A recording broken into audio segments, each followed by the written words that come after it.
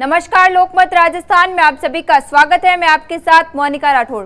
देश में बाबा बागेश्वर धीरेन्द्र शास्त्री हमेशा हिंदू राष्ट्र बनाने की बात करते हैं और इसी वजह से वो लगातार सुर्खियों में भी बने रहते हैं। ऐसे में बाबा बागेश्वर ने एक और बड़ा ऐलान कर दिया है। वहीं उनके इस ऐलान के बाद बीजेपी और कांग्रेस के नेताओं में भी सियासी बयानबाजी तेज हो गई है। यहाँ तक कि बीजेपी के विधायक ने तो कांग्रेस के नेता को जमीन के 10 फीट नीचे दफन करने की धमकी भी दे डाली है। जानिए क्या है पूरा मामला। दरअसल बागेश्वर धाम वाले धीरेन्द्र शास्त्री ने मध्य प्रदेश में एक हिंदू गांव बनाने का प्लान तैयार किया है और इसके लिए उन्होंने अपना पहला जत्था भी रवाना कर दिया है। इसी अभियान के तहत गांव-गांव, घर-घर, नुक्कड़, गली-गली में बागेश्वर धाम के प्रकल्प को पहुंचाएंगे। हिंदू राष्ट्र के सपनों को साकार करने के लिए घर-घर से कट्टर हिंदुओं को बाहर लाया जाएगा। उनके अनुसार अगर दुनिया को आप बदलना चाहते हैं तो पहले देश को बदले, देश को बदलना चाहते हैं तो पहले जिलों को बदले। इसी तरह समाज, घर और व्यक्ति को बदलना होगा। इसके साथ ही भारत को हिंदू राष्ट्र बनाना है तो पहले हिंदू राज्य बनाने होंगे, हिंदू जिले और गांव बनाने होंगे और हिंदू गांव, घर और कट्टर हिंदू बनाने होंगे।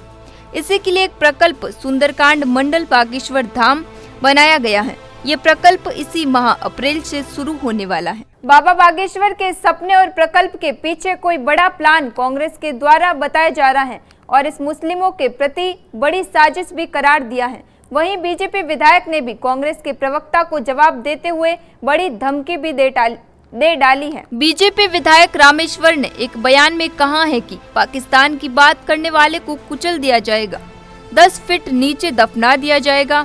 पुराने अपमान को भारत नहीं भूला है। जिन्ना की भूल रही होगी, नेहरू का दोष रहा होगा, बंटवारा आज भी हमें पसंद नहीं है। राम के बेटे लव के लाहौर को हम याद करते हैं। कांग्रेसियों के नापाक इरादों ने पाकिस्तान बनाया है। पाकिस्तान की बात करने वाली जिन्ना की औलाद अब देश तो क्या विश्व के किसी कोने में पैदा नहीं होगी। देश से गद्दारी करने वालों के हाथ पैर तोड़ देंगे। वहीं कांग्रेस प्रवक्ता अब्बास हजीब ने कहा कि मैंने यह कहा है, यदि संविधान हिंदू गांव बनाने की अनुमति देता है तो फिर अन्य तीनों धर्म के गांव भी बसना चाहिए। मैंने संविधान सम्मत बात कही है, जिन्ना से जोड़ने की तो बात ही नहीं। बीजेपी विधायक राजनीति कर रहे हैं। अच्छा होता विधायक वर्ग विशेष गाँव के बजाय हिंदू, मुस्लिम, सिख, ईसाई और गांव की बात करते हैं। ऐसे में अब ये सियासी बयानबाजी के बाद ये मामला यहीं रुकने वाला नहीं है।